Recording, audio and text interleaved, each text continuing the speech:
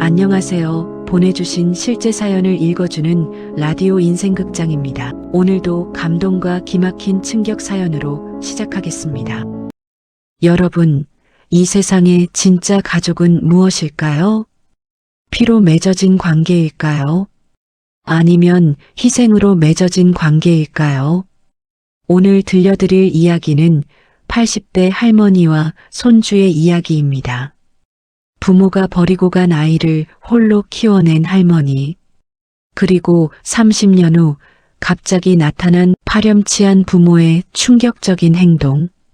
모든 재산은 다 우리 거야. 이 이야기의 반전과 통쾌한 결말, 지금부터 들려드립니다. 구독과 좋아요, 알람 설정 부탁드립니다. 제 이름은 최영자입니다. 올해 82.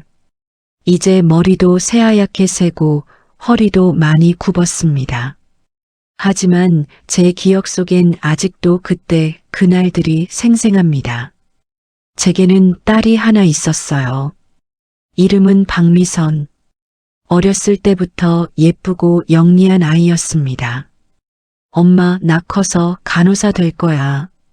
그렇게 말하던 딸이 고등학교를 졸업하고 대학에 들어갔습니다. 간호학과였죠. 전 너무 기뻤어요. 남편이 일찍 돌아가셔서 혼자 키운 딸이 대학까지 가다니. 미선아, 엄마가 얼마나 자랑스러운지 몰라. 그런데 대학교 2학년 때였습니다. 미선이가 남자친구를 사귀기 시작했어요. 이름은 김준호. 처음엔 착해 보였습니다. 어머니, 안녕하세요. 미선이 잘 부탁드립니다. 예의도 바르고 미선이를 잘 대해주는 것 같았어요. 그래서 전 안심했습니다. 우리 딸 좋은 사람 만났구나. 둘은 결혼까지 약속했습니다. 전 정말 행복했어요. 딸이 대학 졸업하고 간호사 되면 준호랑 결혼하고 손주 보고 그런 미래를 꿈꿨습니다. 그런데 미선이가 20살 되던 해봄, 집에 울면서 들어왔습니다. 엄마, 왜 그래, 미선아? 무슨 일 있어? 엄마, 나 말을 잇지 못하고 울기만 하는 딸. 뭔가 심상치 않았습니다. 미선아, 진정하고 천천히 말해봐. 그리고 딸이 떨리는 목소리로 말했습니다. 엄마, 미안해요. 나 임신했어요. 그 순간 세상이 무너지는 것 같았습니다. 뭐라고? 준호 오빠 아이 임신했어요. 처음엔 그래도 다행이라고 생각했습니다. 결혼 약속한 사이니까 조금 일찍 결혼하면 되지. 괜찮아, 미선아. 준호한테 말했어? 말했어요. 그런데 준호 오빠가 자기 아이 아니래요. 귀를 의심했습니다. 다른 남자아이라고. 자기랑은 상관없대요. 그 순간 분노가 치밀어 올랐습니다. 하지만 더 충격적인 건 그 다음이었습니다. 엄마, 사실은 준호 오빠 아이가 아니에요. 그럼 학교 선배, 다른 사람 아이예요. 머리가 멍해졌습니다. 제가 키운 딸이 이럴 수가. 미선아, 내가 무슨 짓을 한 거야? 미안해요, 엄마. 미안해요. 딸은 울기만 했습니다. 며칠 후 준호가 찾아왔습니다. 하지만 미선이를 데리러 온 게 아니었습니다. 어머니, 죄송합니다. 저는 미선이랑 헤어지겠습니다. 준호야, 그래도 어머니, 미선이가 다른 남자랑 저는 더 이상 못 봅니다. 그리고 떠났습니다. 집에는 임신한 딸과 저만 남았습니다. 미선아, 어떻게 할 거야? 엄마, 나 키울 수 없어요. 그럼 어쩌려고?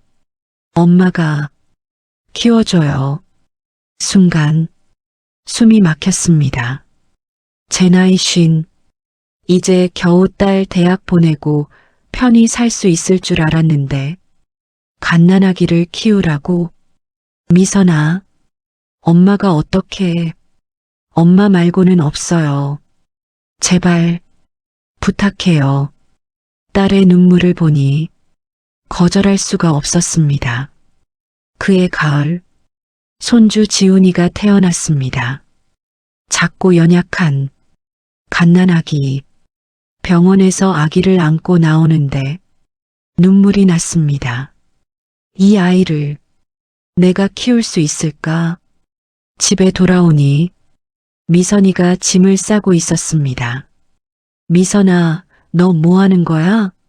엄마, 나 못 키워. 엄마가 키워줘. 나는 가야 해. 어디를 가? 너 지금 애 낳고 어디를 간다는 거야? 엄마, 미안해. 정말 미안해. 그리고 집을 나갔습니다. 그게 마지막이었습니다. 전화도 받지 않고 연락도 두절되고 남은 건 갓 태어난 손주와 저뿐이었습니다. 그날 밤 지훈이가 울었습니다. 응애, 응애, 분유를 타서 먹이면서 눈물이 났습니다. 이제 어떻게 살아야 하지? 통장을 확인했습니다. 남아있는 돈 80만 원. 그게 전부였습니다. 월세는 30만 원. 분유값, 기저귀값, 병원비. 어떻게 해야 할지 막막했습니다. 하지만 울고만 있을 순 없었습니다. 다음 날부터 일을 시작했습니다. 새벽 4시에 일어나 폐지를 주우러 나갔습니다. 리어카를 끌고 동네를 돌았습니다. 할머니, 이거 드릴게요. 가게 아저씨들이 박스를 챙겨주면 고맙습니다. 그렇게 박스를 모아 고물상에 팔면 하루에 5천 원, 많으면 1만 원. 그게 우리의 생활비였습니다. 집에 돌아오면 지훈이가 울고 있었습니다. 으앙, 으앙. 급하게 분유를 타서 먹이고 기저귀를 갈아주고 그리고 다시 잠을 재우고 잠들어 있는 지훈이를 보면 눈물이 났습니다. 이 아이 잘 키울 수 있을까? 미선이는 어디서 뭘 하고 있을까? 하지만 지훈이는 무럭무럭 자랐습니다. 할미, 처음으로 말을 배울 때 할미라고 불렀습니다. 그래, 우리 지훈이. 할미가 여기 있어. 할미, 배고파? 그래, 할미가 밥 줄게. 지훈이의 목소리가 제 삶의 전부였습니다. 겨울이 되면 특히 힘들었습니다. 추운 새벽, 손이 꽁꽁 얼어붙어도 폐지를 주어야 했습니다. 할머니, 장갑도 안 끼고 뭐 하세요? 지나가는 사람들이 물으면 괜찮아요. 저 따뜻해요. 거짓말이었습니다. 손이 너무 시려서 감각도 없었습니다. 밤에 집에 돌아오면 손이 퉁퉁 부어 있었습니다. 하지만 참아야 했습니다. 폐지를 주어야 지훈이 분유값이 나왔으니까. 그렇게 1년, 2년, 3년, 지훈이는 유치원에 갈 나이가 됐습니다. 다른 아이들은 부모가 데려다 주는데 지훈이는 할머니가 데려다 줬습니다. 할머니, 우리 엄마는 유치원에서 돌아오는 길에 지훈이가 물었습니다. 엄마는 어디 있어요? 그 질문에 가슴이 찢어지는 것 같았습니다. 응, 엄마는 하늘 날아갔어. 거짓말이었습니다. 하지만 그게 나을 것 같았어요. 아이한테 엄마가 버렸다고 어떻게 말하겠어요? 아빠는요? 아빠도 하늘나라. 지훈이는 울먹였습니다. 그럼 나는 혼자야? 아니야. 할머니 있잖아. 지훈이를 꼭 안아줬습니다. 할머니는 엄마고 아빠야. 할미, 나 할미 있어서 좋아. 그 말에 눈물이 났습니다. 초등학교에 들어가면서 지훈이는 공부를 잘했습니다. 할머니, 나 시험 100점 받았어. 그래, 우리 지훈이 대단하다. 할머니, 선생님이 칭찬했어. 그럴 때마다 뿌듯했습니다. 그래, 이렇게라도 잘 크고 있구나. 하지만 힘든 일도 많았습니다. 친구들이 물었습니다. 지훈아, 너 부모님은 하늘나라 계셔.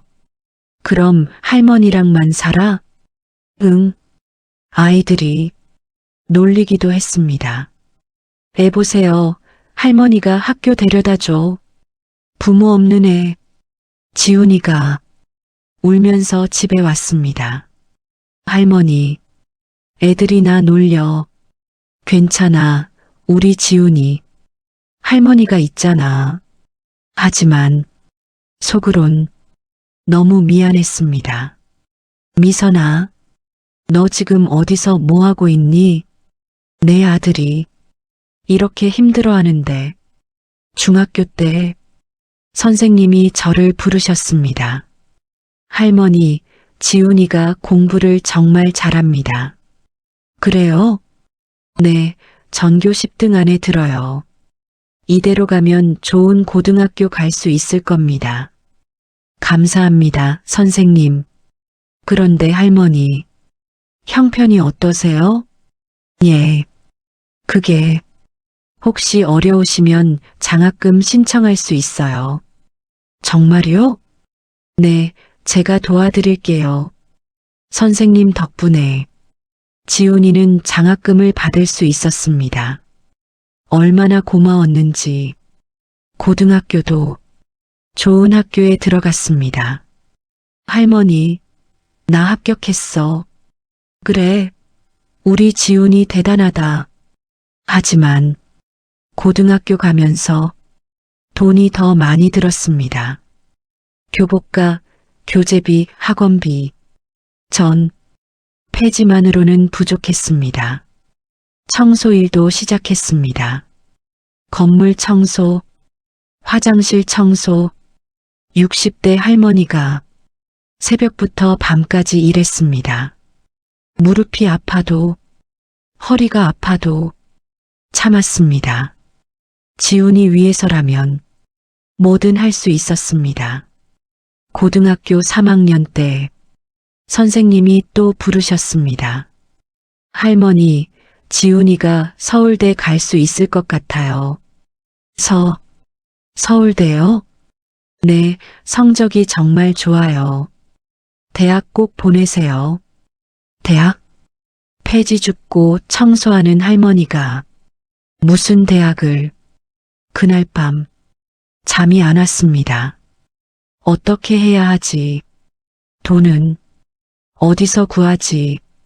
며칠을 고민했습니다. 그러다 생각났습니다. 옛날에 남편이 남긴 땅, 시골에 작은 땅이 하나 있었습니다. 아무도 모르는 그 땅을 팔기로 했습니다. 부동산에 가서 알아봤습니다.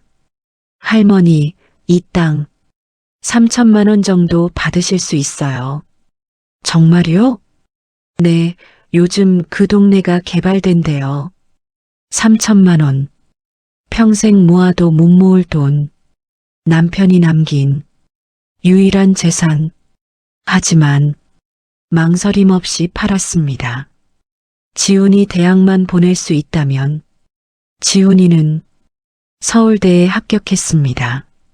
할머니, 나 서울대 붙었어. 그래, 우리 지훈이 정말 대단하다. 눈물이 났습니다. 기쁨의 눈물이었습니다. 그래, 이제 다 잘 될 거야. 하지만 지훈이는 몰랐습니다. 할머니가 땅을 팔아서 대학 보냈다는 걸, 할머니가 폐지 주어서 학비됐다고 생각했습니다. 할머니, 제가 꼭 성공해서 할머니 편하게 해드릴게요. 그래, 우리 지훈이 착하다. 대학 다니면서도 지훈이는 열심히 공부했습니다. 아르바이트도 했습니다. 편의점, 과외, 배달. 할머니, 이거 용돈이에요. 5만 원, 10만 원. 얼마 안 되는 돈이었지만 그 마음이 고마웠습니다. 지훈아, 너 쓰렴. 아니에요, 할머니. 제가 드리는 거예요. 그럴 때마다 뿌듯했습니다. 그래, 고생한 보람이 있구나. 대학교 4학년, 지훈이가 말했습니다. 할머니, 나 취업 안 하고 창업할래요. 창업? 네, 친구들이랑 IT 회사 차릴 거예요. 그게 잘 될까? 할머니 믿어주세요. 제가 꼭 성공할게요. 솔직히 걱정됐습니다. 하지만 지훈이를 믿기로 했습니다. 그래, 할머니가 응원한다. 처음엔 정말 힘들었습니다. 투자자도 없고 돈도 없고 지훈이는 친구 집에서 자면서 회사 일을 했습니다. 1년, 2년, 적자만 계속됐습니다. 할머니, 조금만 기다리세요. 제가 꼭 성공할게요. 그렇게 말하는 지훈이가 안쓰러웠습니다. 하지만 포기하지 않았습니다. 그리고 3년째 되던 해, 할머니, 지훈이가 뛰어왔습니다. 왜 그래, 지훈아? 할머니, 나 큰 계약 땄어. 정말? 네, 대기업이랑 계약했어요. 10억짜리. 그날 정말 기뻤습니다. 지훈이를 안고 울었습니다. 그래, 우리 지훈이 잘했어. 그 후로 회사는 승승장구했습니다. 돈을 벌기 시작했습니다. 지훈이가 제게 말했습니다. 할머니, 이제 폐지 줍지 마세요. 괜찮아. 할미는 할 수 있어. 아니에요. 제가 이제 다 책임질게요. 그리고 집을 사줬습니다. 할머니, 이 집은 할머니 거예요. 작은 아파트였습니다. 하지만 제겐 궁전 같았습니다. 평생 월세방에서 살다가 내 집이 생긴 거예요. 지훈아, 고마워. 할머니가 저 키워주신 거에 비하면 아무것도 아니에요. 행복했습니다. 30년 고생한 보람이. 지훈이는 결혼도 했습니다. 좋은 여자를 만나서 며느리도 착했습니다. 할머니, 진짜 존경해요. 지훈이 키워주셔서 감사합니다. 제가 친딸처럼 모실게요. 손주도 받습니다. 제게는 증손주죠. 할머니, 아기가 웃으면 세상을 다 가진 것 같았습니다. 이제 다 이뤘구나. 행복하게 살 수 있겠구나. 그런데 어느 날 초인종이 울렸습니다. 문을 열었더니 낯선 사람들, 아니, 낯익은 사람들, 엄마, 나야, 미선이었습니다. 30년 만에 미선이, 엄마, 그동안 잘 지내셨어요? 옆에 남자도 있었습니다. 30년 전 그 사위, 왜, 이제 왔어? 엄마, 미안해. 그동안 너무 힘들었어. 사업도 망하고, 집도 잃고, 그래서 이제 우리가 엄마 모실게. 순간 뭔가 이상했습니다. 30년 동안 한 번도 연락 없던 사람들이 갑자기 며칠 후 미선이가 본색을 드러냈습니다.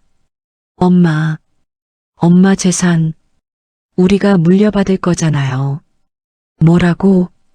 엄마 이제 나이도 많으시고 언제 돌아가실지 모르니까 미리 정리해야죠. 지훈이가 산 이 집, 그리고 엄마 연금 다 우리 거 아니에요? 기가 막혔습니다. 30년 동안 버려두고 이제 와서 재산? 너희들 지훈이 버렸잖아. 그래도 우린 친부모예요. 법적으로 우리가 상속받아야죠. 사위도 거들었습니다. 지훈이 재산도 생각해보면 우리 덕분 아닌가요? 우리가 낳았으니까 화가 났습니다. 당장 나가. 엄마, 왜 그러세요? 우리 친딸이잖아요. 30년 동안 연락 한 번 없던 딸. 이제 와서 무슨 딸? 그날 밤 지훈이한테 말했습니다. 지훈아, 너 친부모가 나타났어. 지훈이는 얼굴이 굳었습니다. 할머니, 저한텐 할머니가 부모예요. 그 사람들 모르는 사람이에요. 하지만 법적으론 할머니 걱정 마세요. 제가 알아서 할게요. 며칠 후 지훈이가 변호사를 데리고 왔습니다. 할머니, 이분이 도와주실 거예요. 변호사가 설명했습니다. 할머니께서 지훈 씨를 30년간 양육하셨죠? 네. 그럼 친권 포기, 유기죄 다 적용됩니다. 법적으로 친부모라도 상속권 없어요. 정말요? 네, 판례도 많습니다. 게다가 할머니 재산은 이미 지훈 씨가 증여한 거니까 원래 지훈 씨 거예요. 지훈이가 제 손을 잡았습니다. 할머니, 이 집도 할머니 연금도 다 제가 드린 거예요. 그 사람들 줄 거 하나도 없어요. 미선이와 사위를 다시 불렀습니다. 변호사도 함께 너희들 법적으로 상속권 없어. 뭐라고요? 변호사가 차분하게 설명했습니다.